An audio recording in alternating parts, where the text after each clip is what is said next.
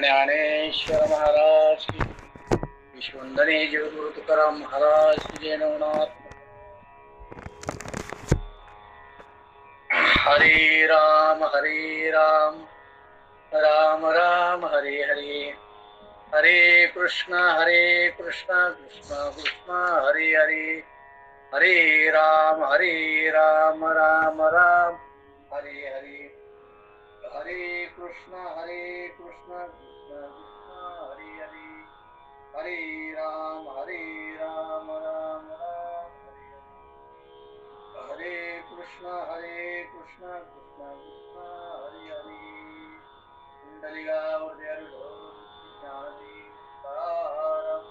पंढरीनाथ भगवान की जय. माऊली ज्ञानेश्वर महाराज की जय. विश्ववंदनीय जगद्गुरु तुकाराम महाराज की जय. संत तुकाराम गाथा यावरती आपले चिंतन विवेचन चाललेलं आहे.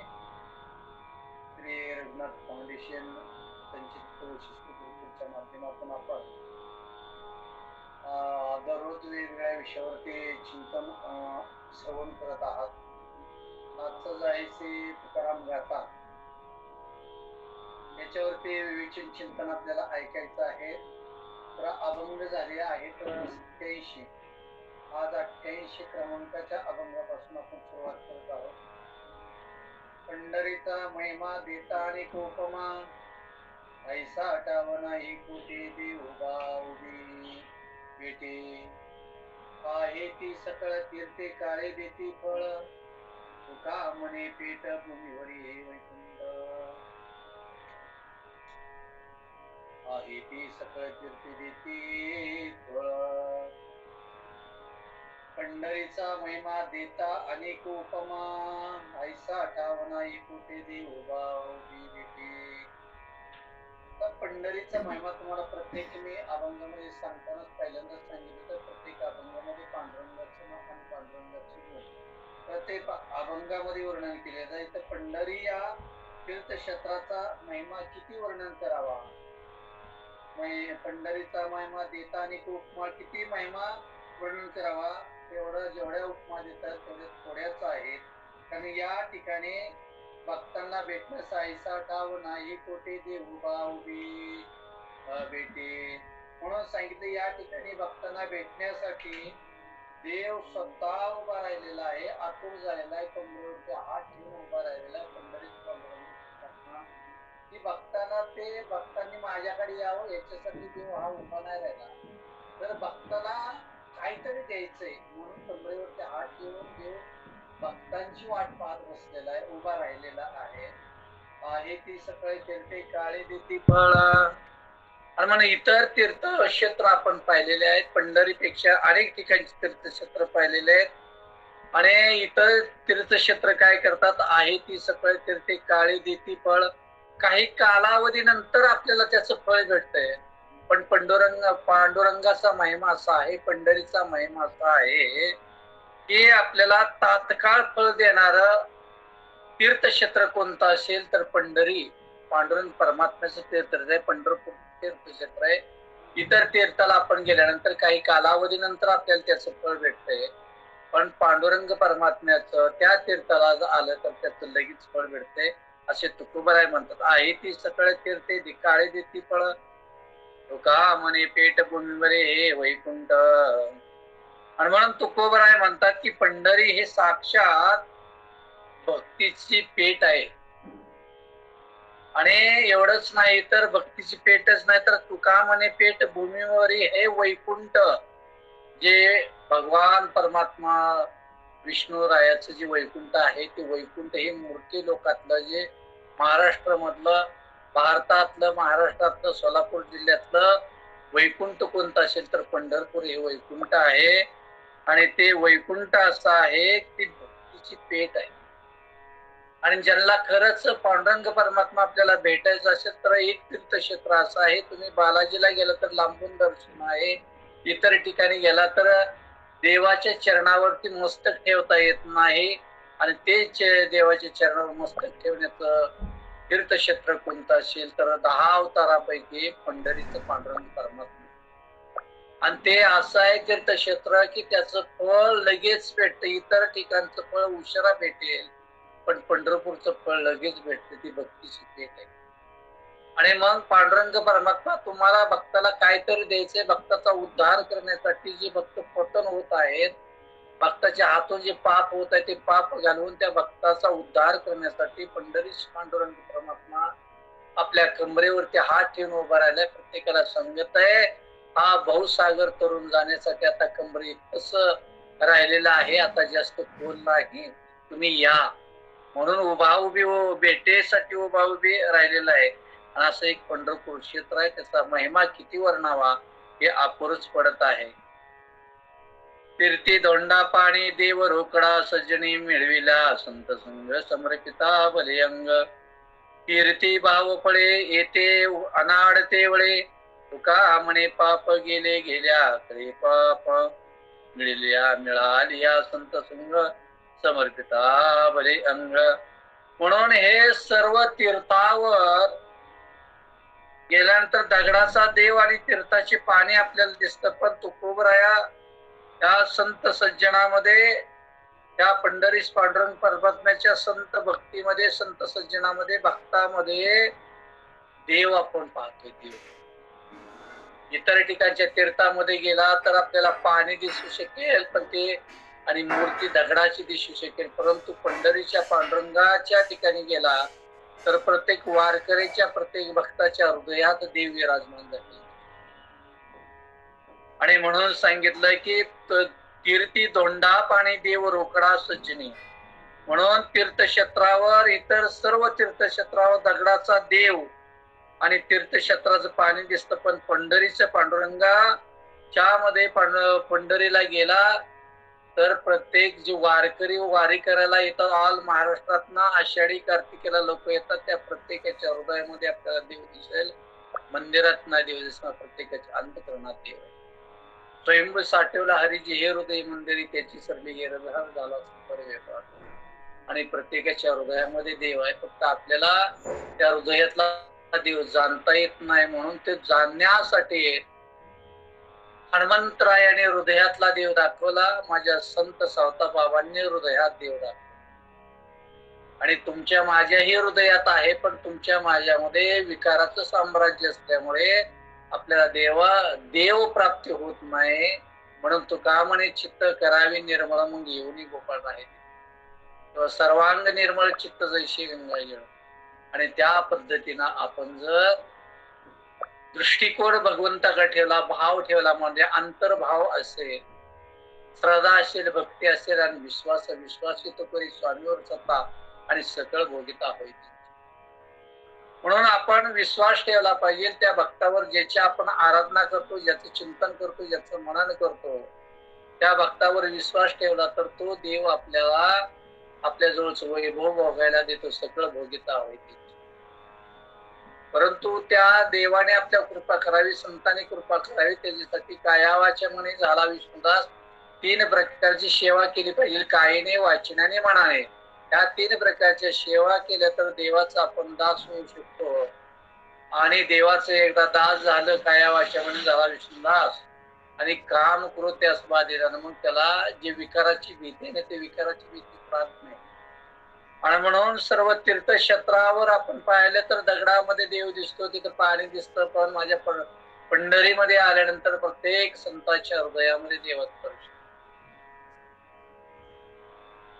मिळाली या संत संग समर्पिता बलिअंग. आणि म्हणून अशा संताचा संवाद जर मिळाला तर तेथे आपण आपला देह सुद्धा अर्पण करायला मागे पुढे पाहणार नाहीत, कारण अशा संतांच्या संगतीमध्ये आपल्या देहाला काहीच होत नाही. म्हणून आपण देह समर्पित करण्याची वेळ आली तरी आपण करू शकतो, कारण देव त्याच्यातून तारू शकतो, भगवंत त्याच्यातून तारू शकतो, कारण भक्ताला देव कधीच एक दुःख देऊ शकत नाही. सतत सुखासाठी देव आपल्या स्वतःच जागृत राहतो आणि भक्ताला आपल्या तळ हाताच्या फोडाप्रमाणे भक्ताला जपत असते. पण तो भक्त तसा पाहिजे जो म्हणजे होई अन्याने शरण, अन्याने भावनेने तो शरण गेला तर देव मागे पुढे राहे. सांभाळीत आली आघात निवरला. आघात सांभाळायला देव राहतो. देव एवढा दयाळ, देव दयाळ तरी तू त्याच सांभाळ. किंवा देव गोड पूर्वी कोडांची कोड. देव आहे जवळे अमांतर बाह्य. देव आपल्या जवळ आहे. देव एवढा गोड आहे.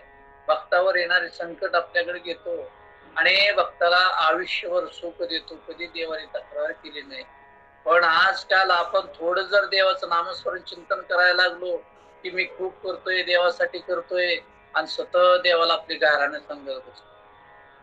कुठल्या प्रत्येक एसटीतून चाललेला असेल, गाडी मोटरसायकल चाललेली, कार मध्ये चाललेला असेल तर प्रत्येक मंदिर रस्त्याच्या कडेला दिसतो तर प्रत्येक वेळेला मनुष्य हात करतो सुखी ठेव सुखी ठेव.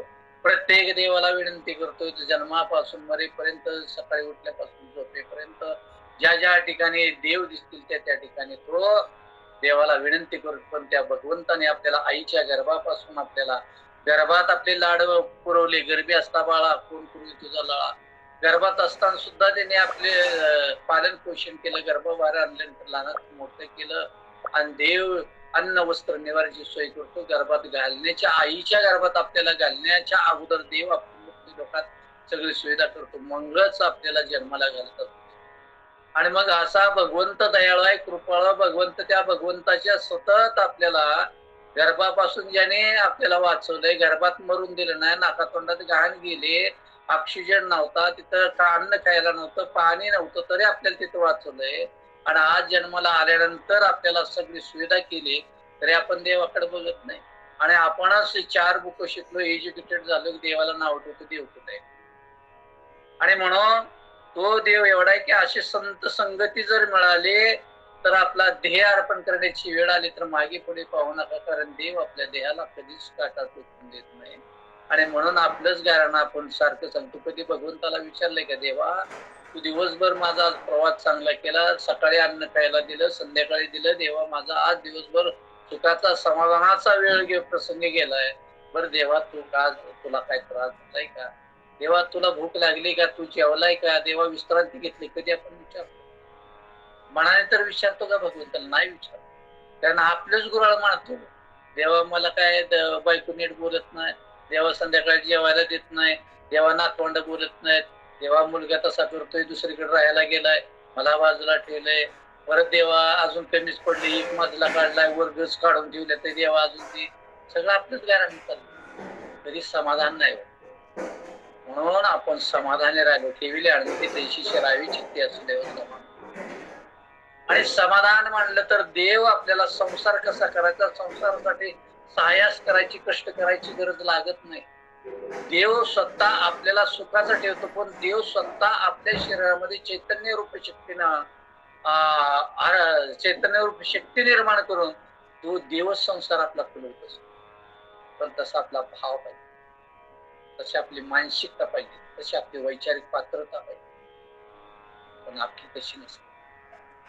आपण दुसऱ्या एखाद्या चांगलं करत असेल त्याला नाव ठेवतो. मग देव दुसऱ्याला जर तुम्ही नाव ठेवत असेल, घराघरामध्ये वादविवाद करत असेल, जावाजावामध्ये वादविवाद असतील, सासू सुनात वादविवाद असतील, तर भगवंत नाही देतो. भगवंत म्हणतो तुम्हाला मी देऊन पाहिले, लक्ष्मी म्हणते तुम्हाला देऊन पाहिले, पण तुम्ही त्याचा सदुपयोग व्यवस्थित करत नाही.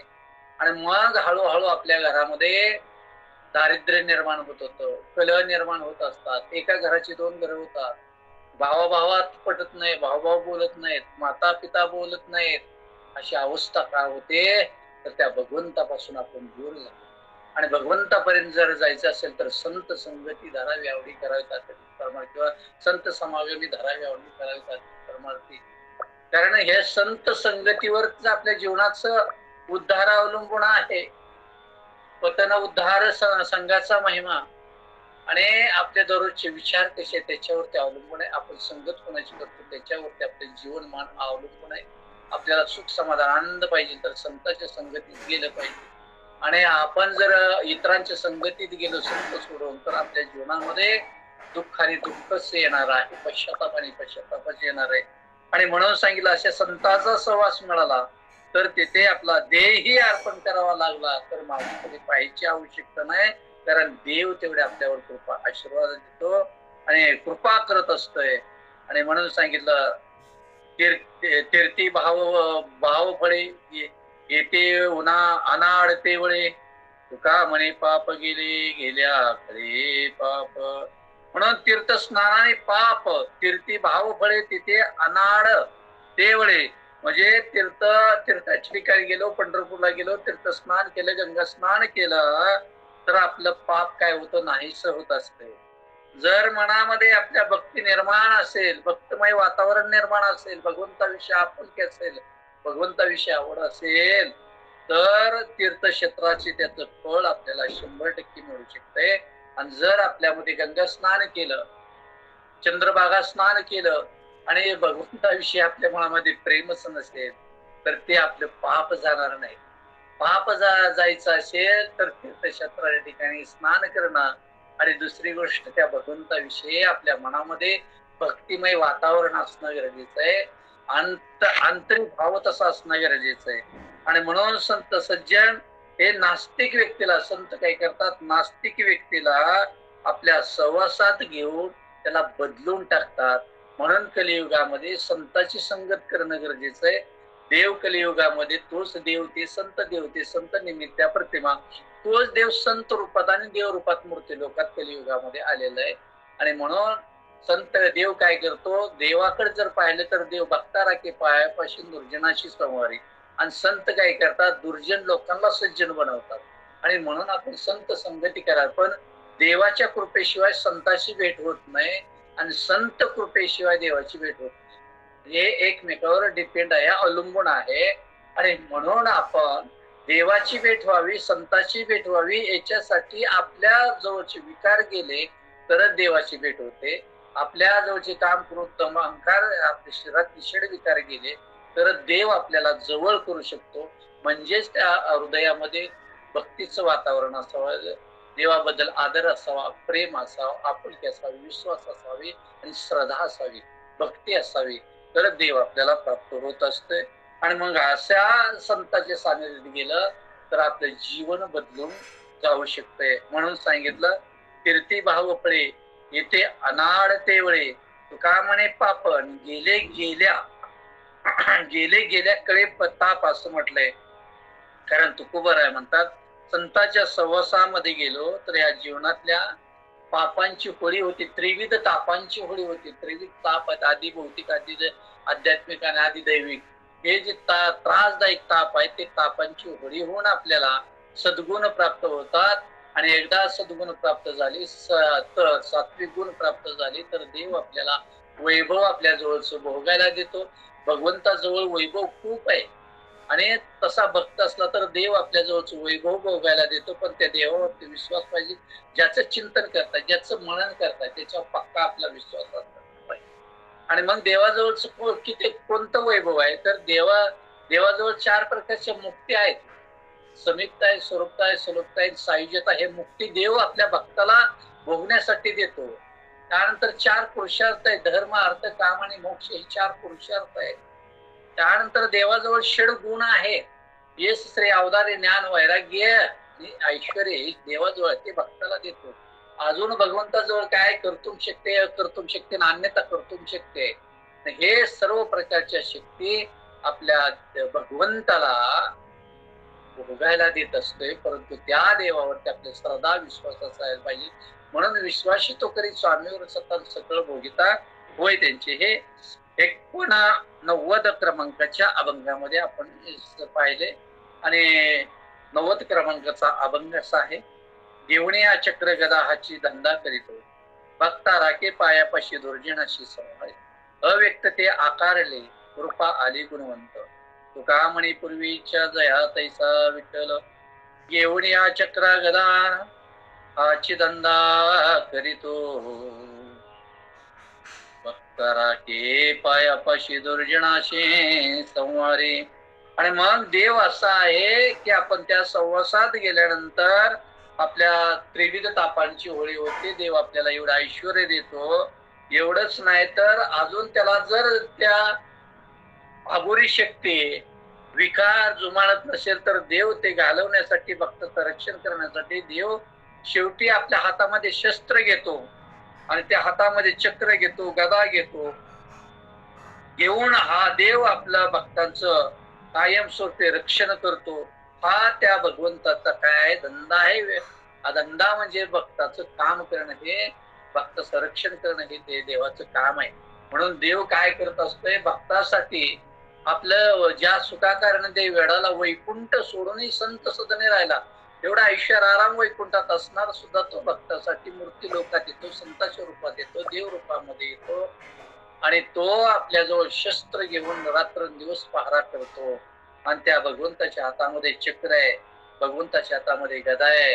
आणि तो सतत भक्ताच्या मागे पुढे, आणि डोळ्यात तेल, आपण म्हणतो आपल्या भाषेमध्ये डोळ्यात तेल, तसा भगवंत कधीही झोपत नाही, भगवंताला झोप कधीही लागत नाही.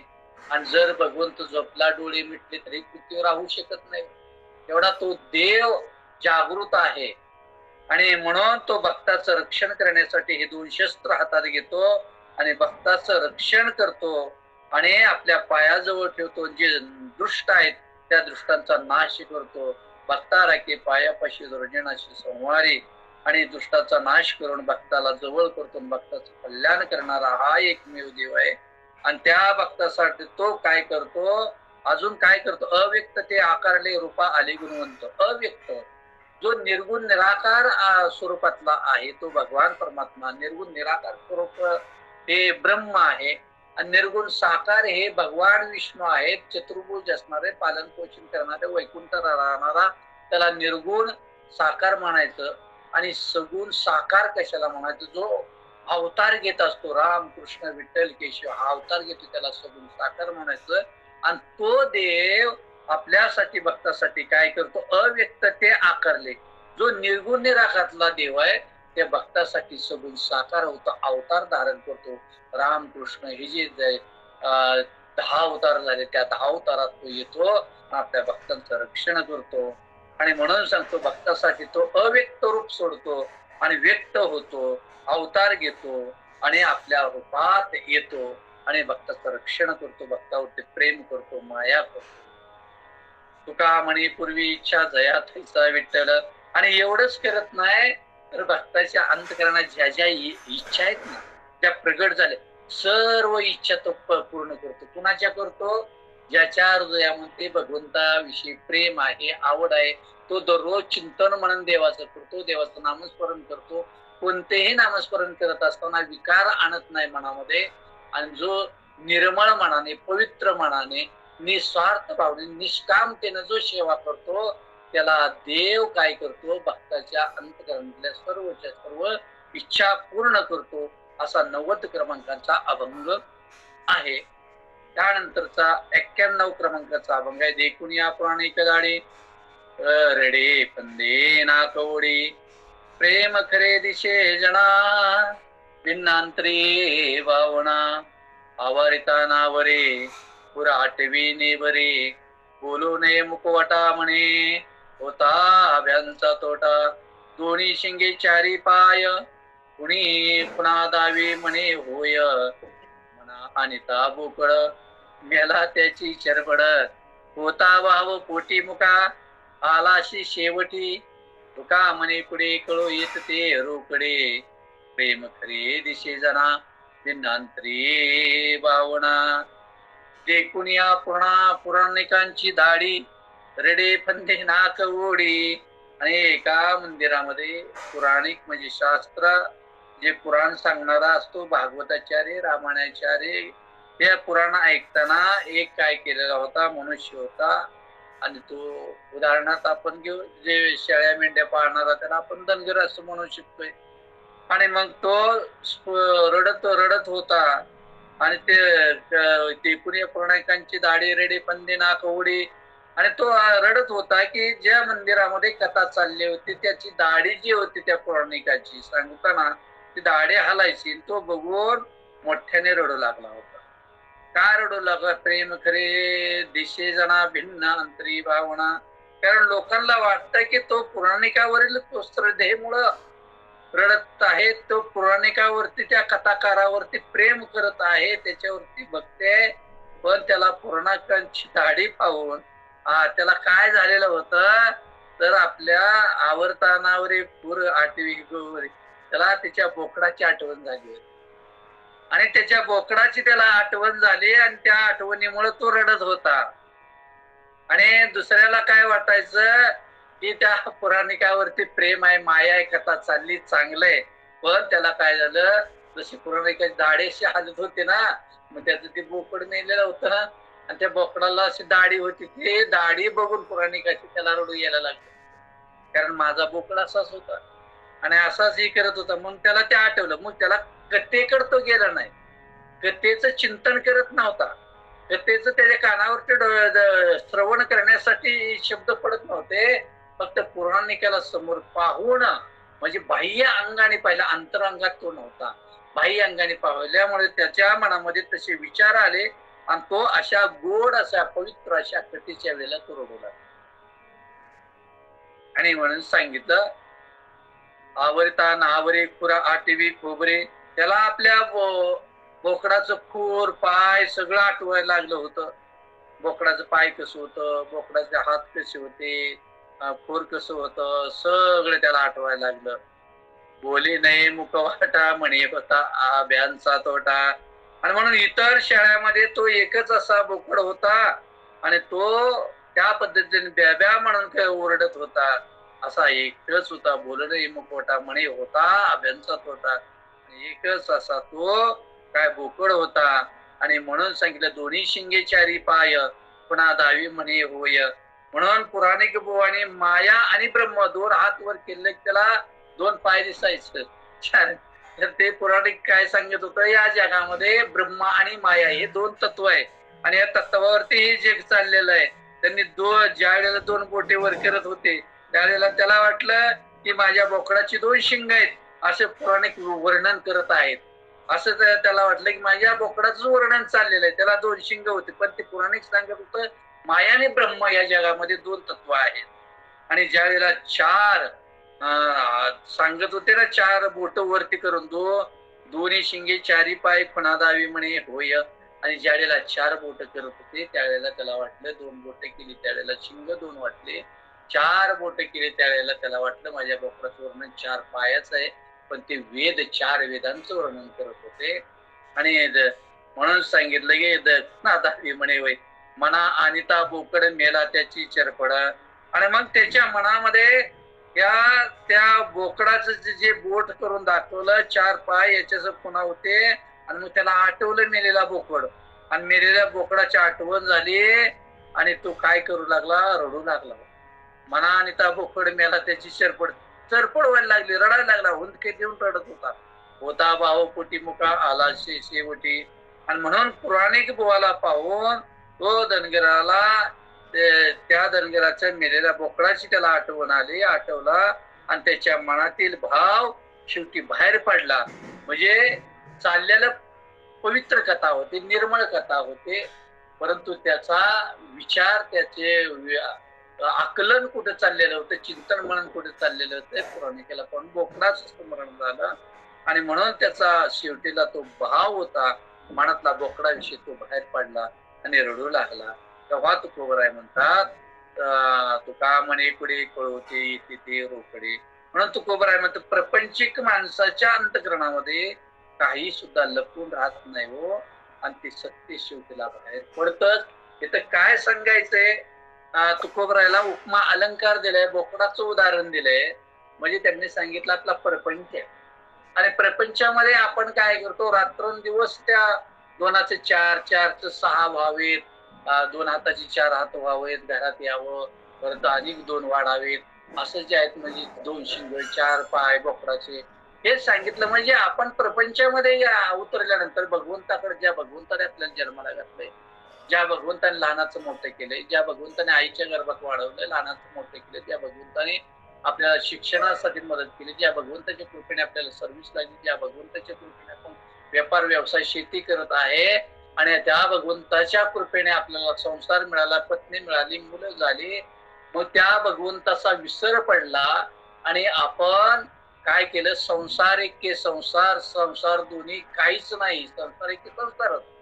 मग तसं करत गेलो, माझा मुलगा, माझी बायको, माझी पत्नी, माझी शेती, आता मुलाचं शिक्षण, मुलीचं शिक्षण, मुलीचं लग्न, मुलाचं लग्न, परत नातवांड, ह्याच्यात गुर पडून गेलो. म्हणून त्या बोकडाची आठवण तुमच्या जर मनामध्ये असे जर विचार राहिले तर देवाची कृपा तुम्हाला होणार नाही, तुमचा प्रपंच सुखी होणार नाही. प्रपंच करायची आवश्यकता नाही, कारण संसार रूपी सागरात संसारात जन्माला आल्याशिवाय भगवंताची प्राप्ती नाही, आणि संसारातच जन्माला यावं लागतं, आणि संसारात आल्याशिवाय देवाची प्राप्ती नाही. आणि म्हणून सांगितलं, संसार जरी दुःखमूळ असला, चौकडे इंगळ जरी असते, रात्रंदिवस तळमळत बसता, तर त्या संसारातच खरं सुख आहे, पण ते सुख आपल्याला भेटत नाही, सुखाचा पत्ता आपल्याला माहित नाही.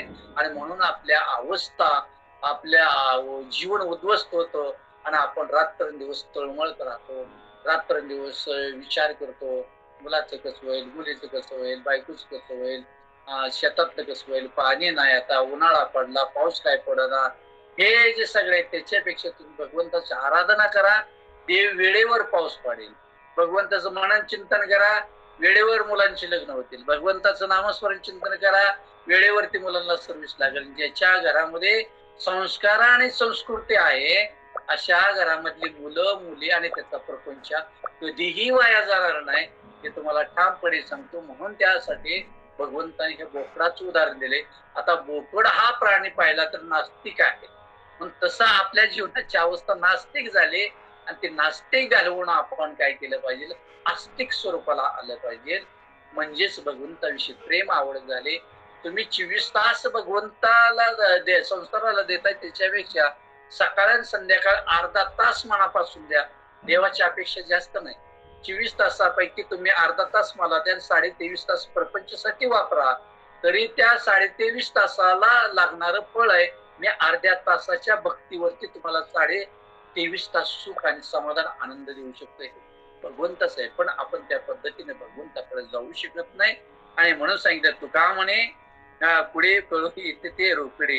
हे 91 क्रमांकाचा अभंग झालेला आहे. 92 क्रमांकाचा अभंग असा आहे, दुर्जनाची गंधी विष्टेची या परी, देखून या दुरी व्हावे तया.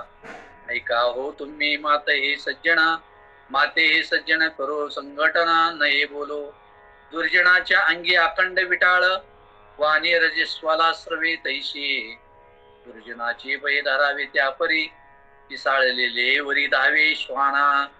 दुर्जनाचा बाला नवे अंग संग, बोलिला अशी त्याग देशाचा त्या. तुका म्हणे किती सांगावी प्रतक, अंग कुंभ पाक दुर्जनाचे. ऐका हो तुम्ही मात हे सज्जना, करो संघर्षणा नये बोलो.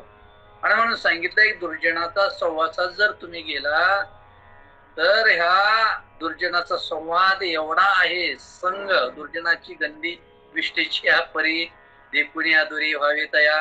तुम्ही जर दुर्जनाची संगत केली, दुर्जनाचा संवाद जर केला, तर त्या विष्टा ज्याप्रमाणे आहे, आपले विष्टा असते त्याचे दुर्गंध कसा येतो, घाण कशी येते, त्या पद्धतीनं आपलं जीवन होऊ शकेल. कशामुळं? दुर्जनाची संगत केली.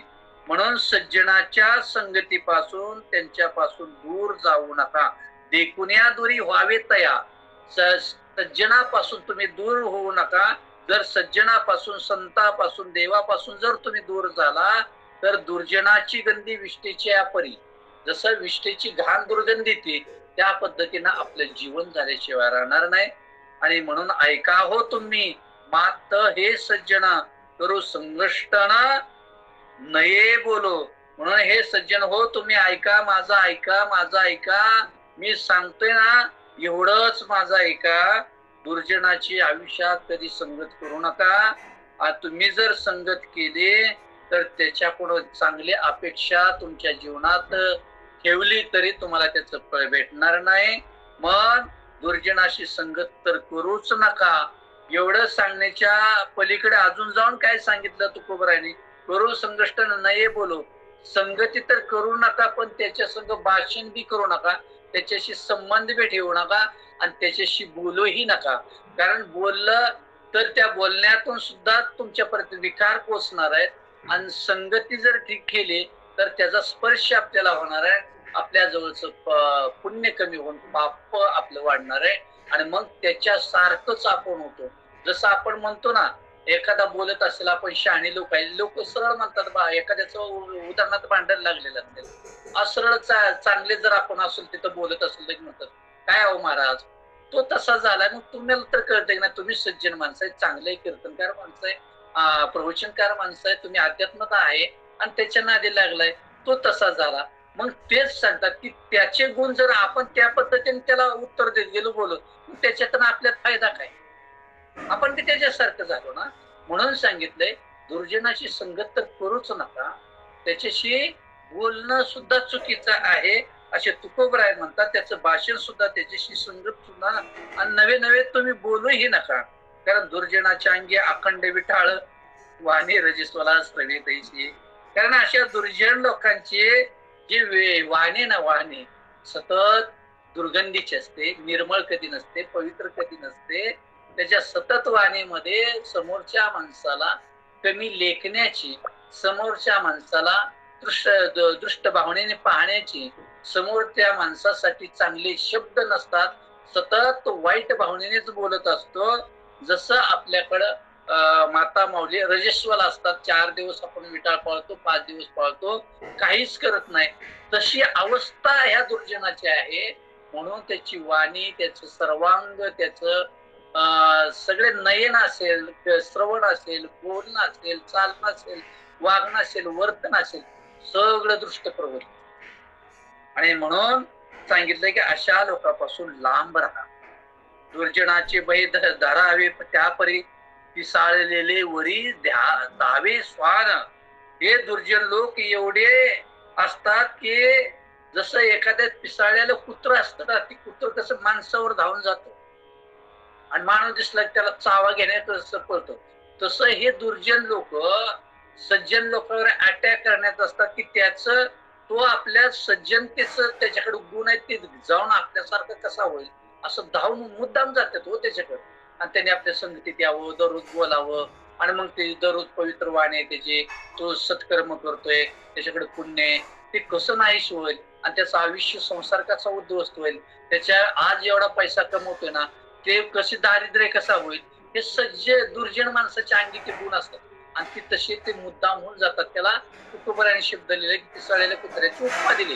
स्वान जसं पिसाळ कुत्र माणसाच्या मागे पळतं चावा घेण्यासाठी, तशी दुर्जन लोक सज्जनाच्या घरी जातात आणि त्याचं आयुष्याचं वाटोळ करून देतात. प्रत्येक कुटुंबातल्या लोकांचं विचार सुद्धा ठेवत नाही तो, कुटुंबातल्या लोकांची एकमेकाबद्दल असणारा आदर प्रेम सुद्धा ठेवत नाही, भावाभावात विचार ठेवत नाही, जावाजावात विचार ठेवत नाही, सासूनात विचार ठेवला जात नाही, घराघरात विचार ठेवला जात नाही.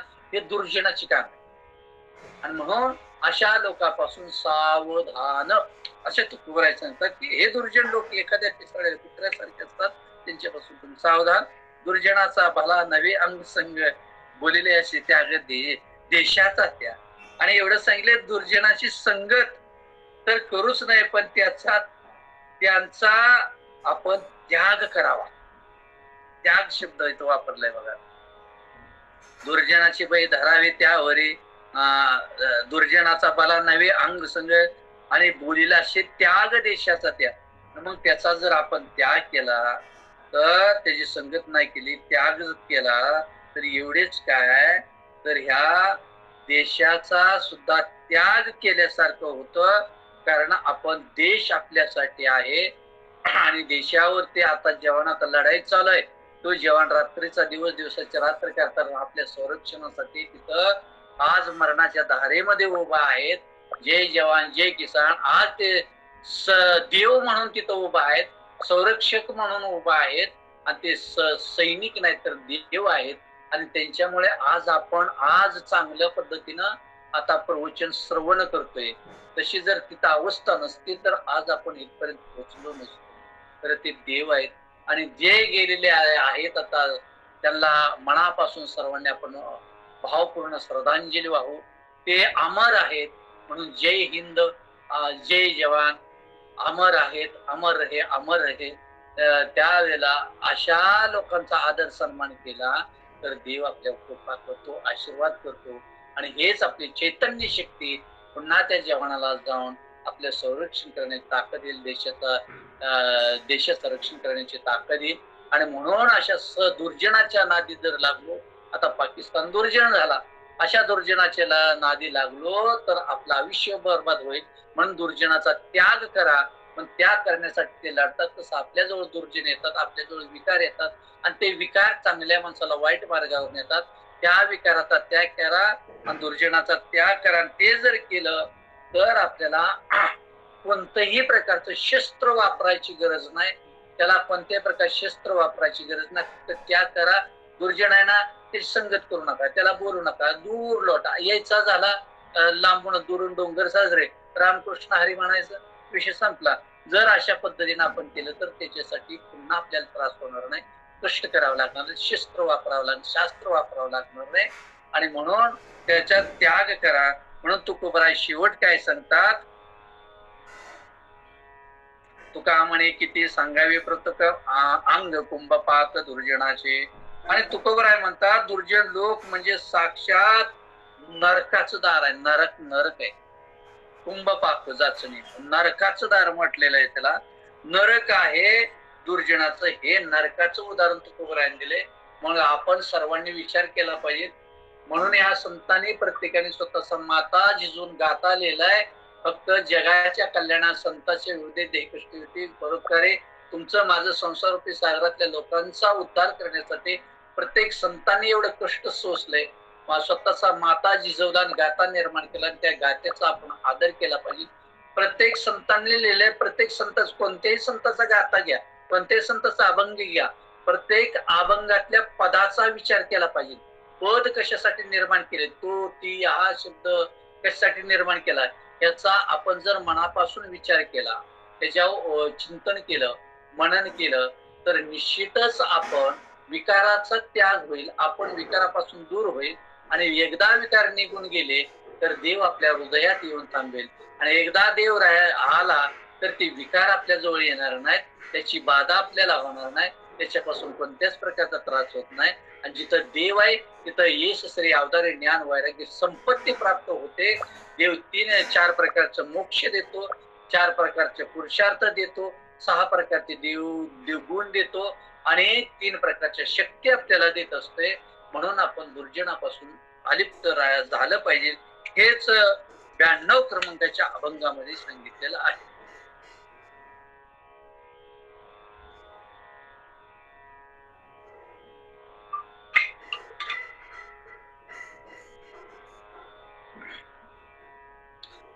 अतिवादी नव्हे शुद्ध या बीजांचा, ओळखा जातीचा अंतेज तो. वेदश्रुती नाही ग्रंथ ज्या प्रमाण, श्रेष्ठाचे वचन न मानितो. तुका म्हणे मद्यपानाचे मिष्टान्न, तैसा तो दुर्जना सेवू नये. वेदश्रुती नाही ग्रंथ ज्या प्रमाण, श्रेष्ठाचे वचन तो न मानितो. म्हणून सांगितलंय अतिवादी नव्हे शुद्ध या बीजाचा, ओळखा जातीचा अंतेज तो. पण या प्रपंचामध्ये कोणती गोष्ट कारणाशिवाय घडत नाही. आज आता आपण प्रवचन ऐकतो, चिंतन ऐकतो, याला कारण काय? वशिष्ठ गुरुकुलने हे परंपरा चालू केली, ते कारण. मग प्रत्येक वेगवेगळ्या दिवशी वेगळं ऐकलं, हे कारण झालं. जर आता मी बोलतोय, मला सांगितलं करायला म्हणून हे कारण झालं. तुम्ही ऐकताय, तुमचं अध्यक्ष हे कारण. कोणतीही गोष्ट मूर्ती लोकांमध्ये कोणतीही घडत असेल तर विनाकारणाची कधीच गोष्ट घडत नाही. म्हणून कारणाशिवाय वादविवाद कधी होत नाही. अतिवादी नव्हे शुद्ध या बीजाचा. वादविवाद कारणाशिवाय कधी होत नाही. हा शुद्ध बीजाचा नाही असे समजा. जो वादविवाद करतो आणि कोणते कारण नसताना जर निर्माण करत असेल तर तो चांगल्या मनाचा नाही, शुद्ध बीजाचा नाही, निर्मळता त्याच्याकडे नाही, आपल्याविषयी प्रेम त्याच्या मनात नाही, आपल्याविषयी आदर नाही, हे आपण समजायचं. म्हणून प्रपंचामध्ये कारणाशिवाय कोणती गोष्ट घडत नाही. परंतु कारण नसताना तो जर मुद्दामहून वादविवाद करत असेल, मुद्दामहून आपली पुढी काढत असेल, मुद्दामहून नावे ठेवत असेल तर तो शुद्ध बीजाचा नाही, त्याच्याजवळ चांगले गुण नाहीत आणि तो आपल्या हिताचा नाही. त्याची जर ऐकून आपण त्या पद्धतीने त्याला 24 जशा तशी उत्तर द्यायला गेलो तर 100% आपली हानी आहे, हे प्रत्येकाने लक्षात ठेवणं गरजेचं आहे. म्हणून तो विद्वान असला तरी त्याचा सुद्धा आपण त्याग केला पाहिजे असं पुराणामध्ये सांगितलेलं आहे. शेवटी तो सुद्धा त्याच पद्धतीने जर विद्वान असेल आणि तो जर ते गुण घेऊन आपल्याशी वादविवाद करत असेल, मग तो बी त्याच गुणातला झाला, तो बी त्याच बीजामधला झाला ना. म्हणून तुकोबराय म्हणतात, अतिवादी नव्हे शुद्ध या बीजाचा ओळखा जातीचा अंत्यच वेद श्रुती नाही ग्रंथ ज्याप्रमाणे आहे श्रेष्ठाचे वचन तो माने. वेद आहे, श्रुती आहे, आणि यांना जो प्रमाण मानित नाही, त्यांना ग्रंथाला मानित नाही, वेदाला मानत नाही, श्रुतीला मानत नाही, आणि श्रेष्ठाचे वचन तो कधी मानत नाही, हा सुद्धा आपल्याला घातक आहे. वेद श्रुती नाही ग्रंथ ज्याप्रमाणे श्रेष्ठाचे वचन न मानितो, आणि विद्वानाचं संतांचं वचन आपल्यापेक्षा ज्येष्ठ आहे, श्रेष्ठ आहे, ज्ञानी आहे, यांचं सुद्धा तो ऐकत नसेल तर तो माणूसच नाही. त्या माणूस या माणसातला आहे, माणसाचं शरीर आहे पण दृष्ट प्रवृत्तीचा आहे, तो राक्षसी वृत्तीचा आहे, हे समजायचं. म्हणून अशा माणसात तुका म्हणे मध्ये पानाचे मिष्टान्न तैसा तो तुझ्याशी होऊ नये. म्हणून अशा मद्यपान करणाऱ्या व्यक्तीच्या घरी आपण जर जेवण केलं तर आपल्याला त्याचे सर्व गुण आपल्या शरीरात सुरक्षितात. म्हणून इथे शब्द काय तुकोबराय वापरतात, तुका म्हणे मद्यपानाचे मिष्टान्न तैसा तो दुर्जन शिवू नये, नये शब्द इथं. म्हणून अशा दुर्जन लोकांच्या घरी, मद्यपान करणाऱ्या लोकांच्या घरी, मांसाहार करण्याच्या लोकांच्या घरी जेवण कधी करू नये, अन्न कधी घेऊ नये असे शास्त्र आहे. एवढंच नाही तर त्यातल्या घरातल्या वस्तूला सुद्धा स्पर्श करू नये, कारण ते विकारामध्ये निर्माण झालेल्या वस्तू आहेत आणि त्या प्रत्येक वस्तूला प्रत्येक त्या वास्तूतल्या प्रत्येक घटकाला त्याचा स्पर्श झालेला असते, आणि त्या स्पर्शाने त्या वास्तूमध्ये, त्या वस्तूमध्ये दुर्जनाची दुर्गुण निर्माण झालेले असतात.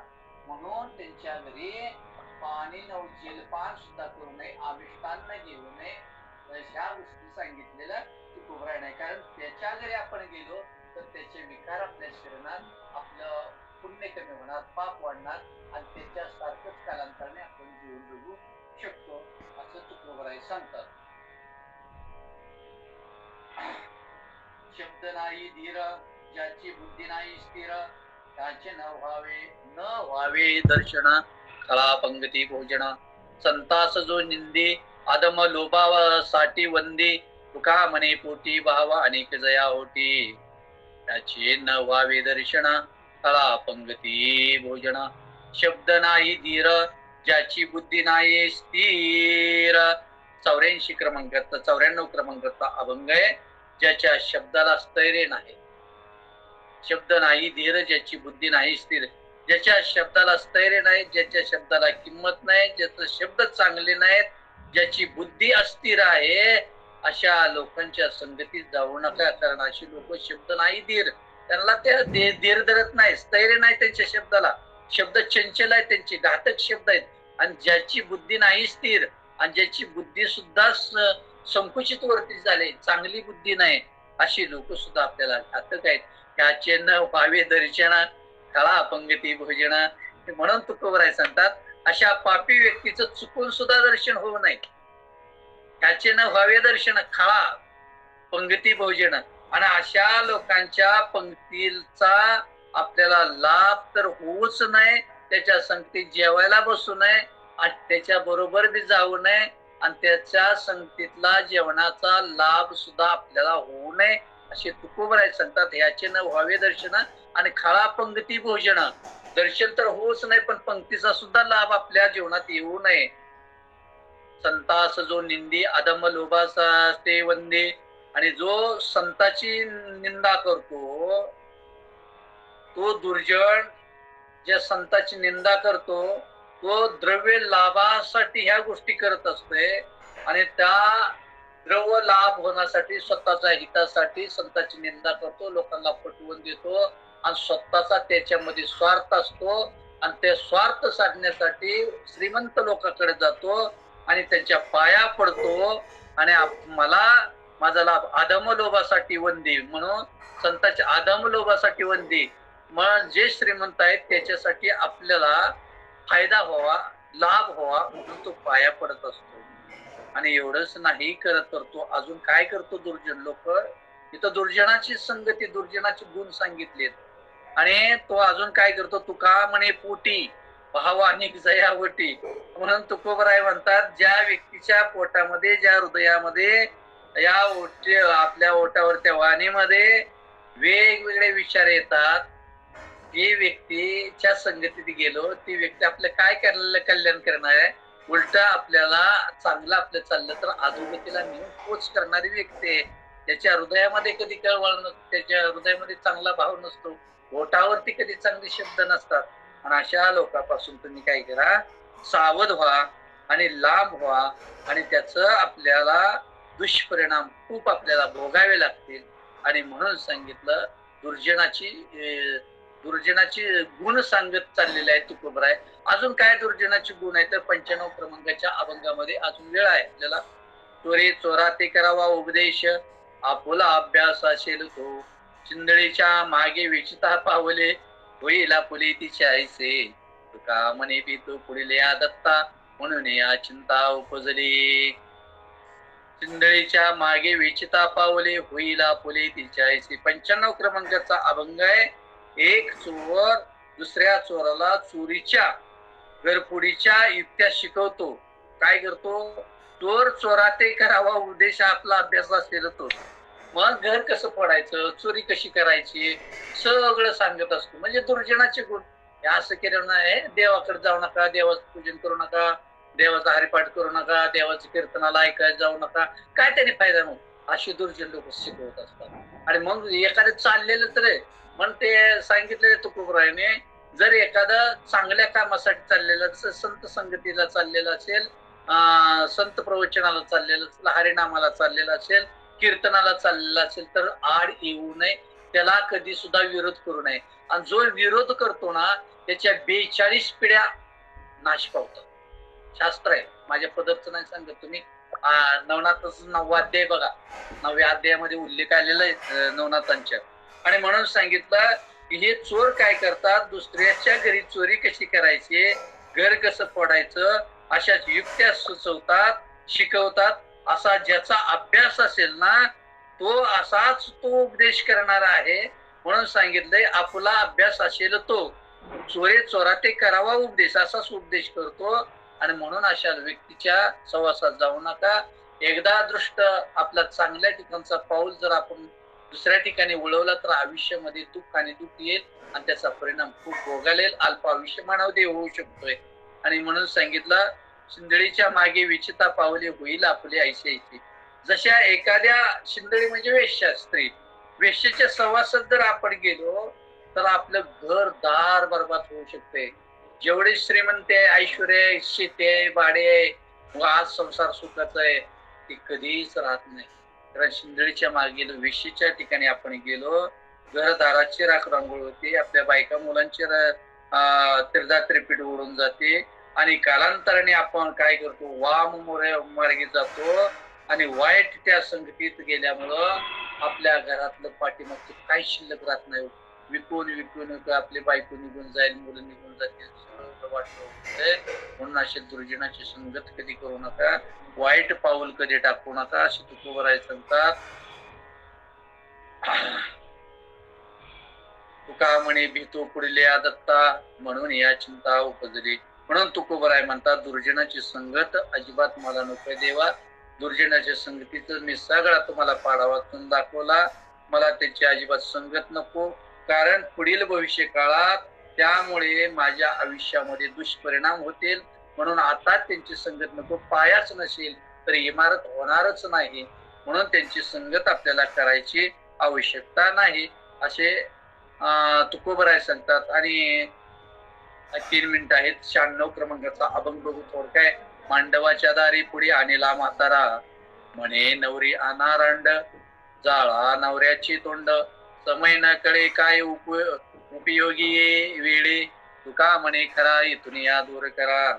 आणि म्हणून तुकोबराय सांगतात की मांडवाच्या दारी पुढे आणला म्हातारा.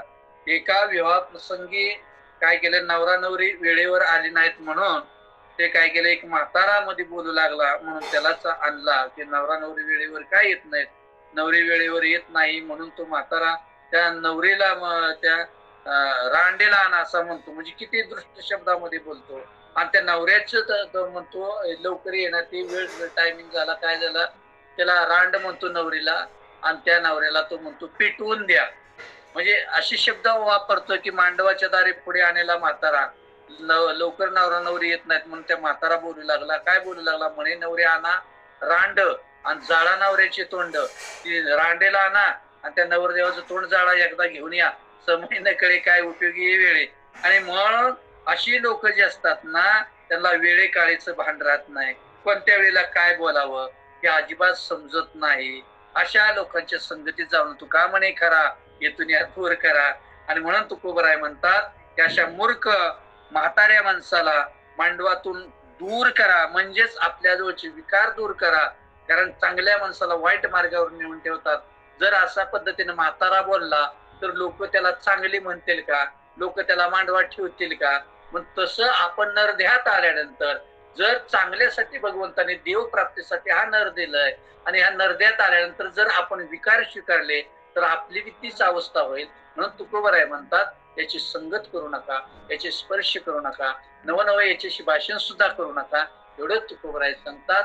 आणि इथंच मला वाटतं 96 क्रमांकाच्या अभंगापर्यंत चिंतन बघितलं. आपला वेळ संपलेला आहे.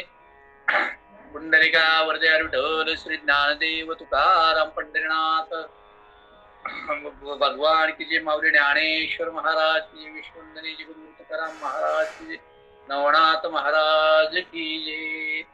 आता विश्वात्मके देवे येणे वाग्यज्ञे तोषावे, दोषोणी मज द्यावे बसाय दाने. जे कळांची व्यंकटी सांडो तया सत्कर्मी रती वाढो, भूता परस्परे पडो मैत्र जीवांचे, दुरितांचे तिमिर जाओ, विश्व स्वधर्म सूर्य पाहो, जो जे वांचेल तो ते लाहो, प्राणी जात वर्षत सकळ मंगळी, ईश्वर निष्ठांची मांदी आळी, अनवरत भूमंडळी भेटतो भूता.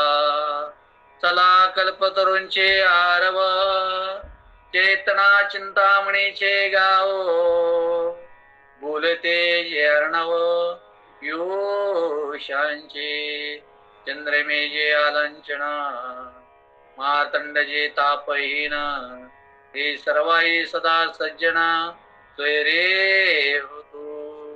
किंबहुना सर्व सुखी पूर्ण होणी तेही लोकी, भजी जो आदि पुरुषी अखंडित, आणि ग्रंथ उपजीवे विशेषी लोकी, दृष्टादृष्ट विजय होवावेजी. हेत म्हणे विश्वेश्वराव हा होईल दान पसाव, येणेवर ज्ञान देव सुखिया झाला, येणेवर ज्ञान देव सुखिया झाला, येणेवर ज्ञान देव सुखिया झाला. कुंडलिका वरदे विठ्ठल श्री ज्ञानदेव तुकाराम पंढरीनाथ भगवान की जय, माऊली ज्ञानेश्वर महाराज की जय, विश्ववंदनीय जगद्गुरु तुकाराम महाराज की जय, नवनाथ महाराज की जय. अवधूत चिंतन श्री गुरुदेव दत्त, श्री गुरुदेव दत्त, श्री गुरुदेव दत्त.